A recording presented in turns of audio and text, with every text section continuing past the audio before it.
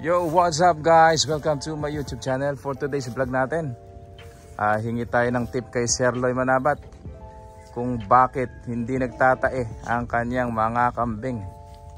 Ayan. Sir Loy, pwede ka ba naming matanong ano ba ang sikreto mo? Bakit hindi nagtatae yung ating mga alagang kambing? Actually kasi ako nagkukumpay pag tuyo hindi ako nagkukumpay ng basa. Nagkukumpile ng damo? Oo, damo. Oo, ganun. So itong mga kambing ni Sir Loy dito, lahat nakakulong.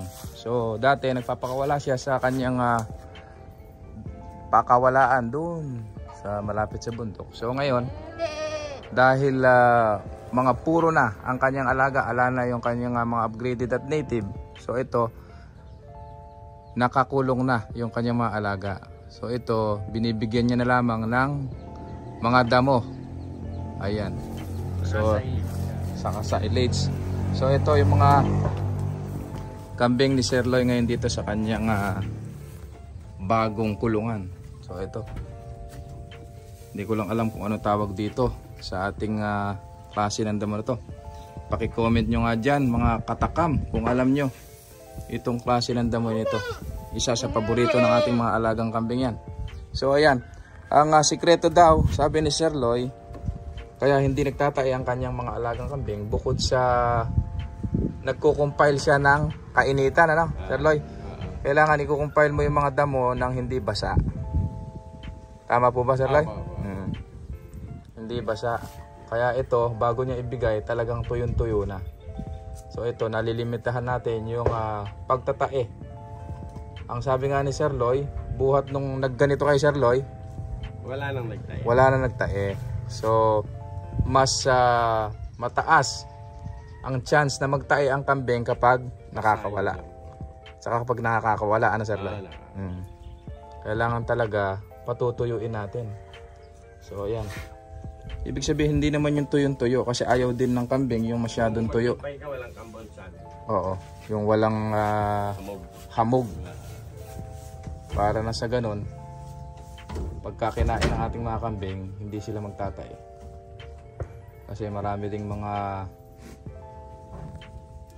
yung nagbaba na yung mga parasite ka. Oo, yung mga parasite hindi na makukuha natin, hindi na sasama sa damo kasi pagka tungtong ng alas 10 ng umaga hanggang tanghali, so umaalis na sila doon sa taas na bahagi ng damo, bumababa na sila doon. Nagtatago na yung mga parasite at takot sila sa init. So yun din ang isang cause ng kanilang pagtatae kapag sobrang maaga nandun sa mga usbong, sa mga taas ng damo yung parasite. Pagka maaga nakakain nila yon at yun ang nagiging dahilan ng kanilang pagtatae. So magkagandahan nito sa ginawang sistema ni Sir Loy, nagko-compile siya ng damo kapag kainitan na. So para na tutuyo at nawawala na yung parasite na sumasama doon sa damo. So hindi na makakain ng ating mga alaga yon. So ito nga pala yung bagong kulungan ni Sir Loy. Kung mapapanood nyo at napanood nyo na yung dati nating mga video na nag-farm visit tayo dito kay Sir Loy, pinapakawalan pa niya doon sa kanyang sugahan. So ito, ayan, napakaganda ng ating mga bagong kambing dito. Ayan. Silipin natin isa-isa. So ayan, mga katakam, ito yung kanyang pang out na dumalaga. Ayan. 8 months old, 20,000. So ayan, ito pa. Ito naman yung may triplets. Ayan. Triplets yung anak nito. Ayan. So isa pang tip mga katakam sa mga bago nagkakambing, huwag kayong magpapakawala ng sobrang aga. Ayan. Si Sir Loy nung meron pa siyang mga upgraded at native. Sir Loy, anong oras kayo nagpapakawala noon? Noon, hapon lang. Hapon, no? Hindi kayo nagpapawala sa umaga, no? Kasi mas maganda yung may araw na kapag kayo ay nagpakawala. Para na sa ganon, hindi makakakain ng parasite yung ating mga alagang kambing at napakasasela nito. Ayan, meron tayong bisita ngayon dito kay Sir Loy. Mga kumpare niya. Shout out po sa inyo.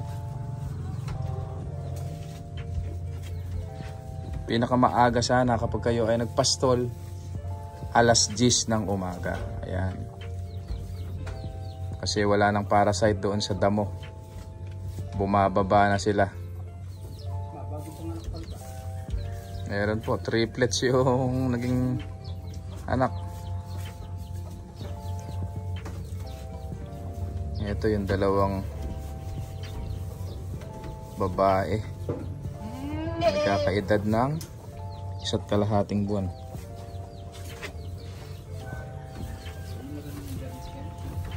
Ang ganda ng kulungan ni Sir Loy ngayon, no?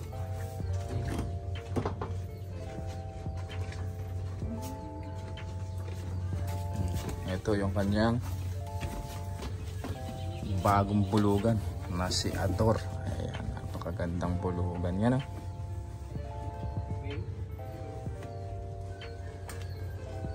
Silipin nga natin yung kanyang mga bagong alaga. Ayan, Sir Loy nagdagdag ng mga bagong tupa. Ayan, mga dorper na tupa. Kaya lang mistisuhin na yan, hindi na puro.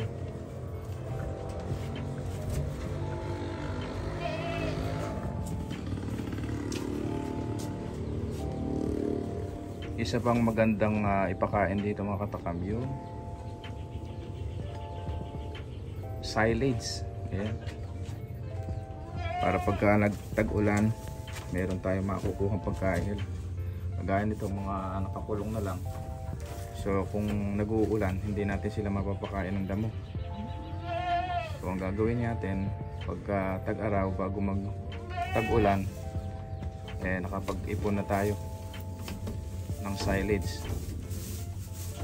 At yun ang ipakakain naman natin sa kanila kapag nag-uulan. Ayan, si Ador. Ang ganda. So meron pang natitirang 7 drum na lamang daw. Si Sir Loy, 7 drum ng silage. So silipin natin.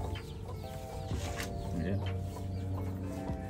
Ito yung kanyang pang out, 18,000. Kung makakakita ng ganyan,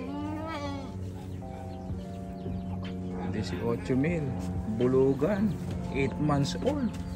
Oh, okay, makakakita ng ganyan. Oh.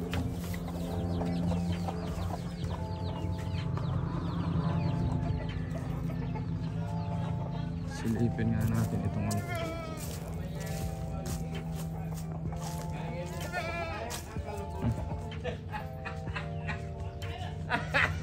Sir Loy, ilan pa yung ano natin dito? Silage. Ah? Ilan pa yung silage natin yan? Ilan pa yung natin? Ito na lang. Ito na lang. Naubusan na lang. Ito yung isang sikreto ni Sir Loy para meron siyang pinapakain kahit tag-ulan sa kanyang mga alaga. Ilan ba lahat yan? 30. 30. So 7 na lang may laman. Naubos na. Mahaba yung tagulan eh. Ang may laman dyan, itong may plastic. May plastic yan. Ayan. So, ayan. Magkano na nga ulit, Sir Loy, yung kuha mo niyan? Alin? Nung drum? Ito, nung binili ko to, tig 1,000 yan. 1,000 ang isa. Yung malalaki. Eh yung mga blue, ganun din may presyo ng blue o hindi? Pare-pares kasi lagi niya eh. Yung maliliit hindi mura lang naman yun eh. Yung takip hindi katulad so niya. So yan, isa yan sa sikreto ni Sir Loy. Dapat pagka kayo ay mag-aalaga ng kambing at wala naman kayo masyadong pastulan, maluwag na lupa, so ganyan ang gawin nyo, mag-silage kayo.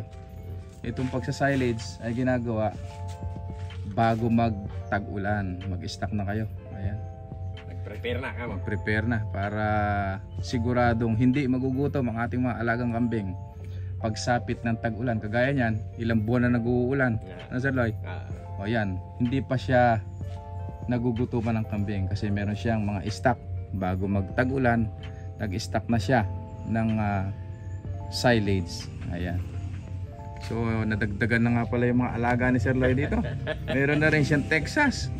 Mukhang magaganda yung nakuha mong mga alaga, Sir Loy. Ayan, puro bata. May binabakala. may binaba eh. Ayan yung mga kumpare ni Sir Lloyd. Shout out po. Oh, yun, shout out Out. sa kanyang mga kamag-anak. Ay, ito, ganda, puti. Oh. Ano po ito? Sabay-sabay? Ano ba ang mga lahi ito? Kelso yan, white Kelso yan. White Kelso. B-boy? Bibo yan. B-boy Yung Enriquez. puti. Oh, ito. Sa mga mahihilig maglaban ng manok, mahilig sa sabong, mahilig mag-breed ng manok. Ito, meron si Sir Lloyd dito. Mga galing kay Bibo Enriquez. Baka sa mga susunod na panahon, magbe-breed na rin si Sir Lloyd. Ayan, makakabili tayo dito ng tandang. Ayan, ang gaganda oh. Ito tawag na binabae. Ayan. Kumbaga sa tao bakla. Ayun. Binabae. Ayan, para kasing edad. Ayan. Yan ang dinagdag ni Sir Lloyd dito sa kanyang mga alaga. Oh, gagalaw-galaw yung ulo nito. May tama yan. May tama. Ayan, ganda ng kanyang scratching pen. Ayan, ito pa, isang binabae. May 3 binabae. Ito pa. So, ayan. Ayan yung kabuuang kulungan ni Sir Lloyd. Ayan yung kanyang mga tupa. So, hanggang dito na lang mga katakam. Magpapaalam na muna tayo. Para sa mga bago pa lang sa ating channel, please subscribe at i-click nyo na rin ang notification bell para lagi tayong updated sa ating mga susunod na video. Happy farming everyone. Thank you.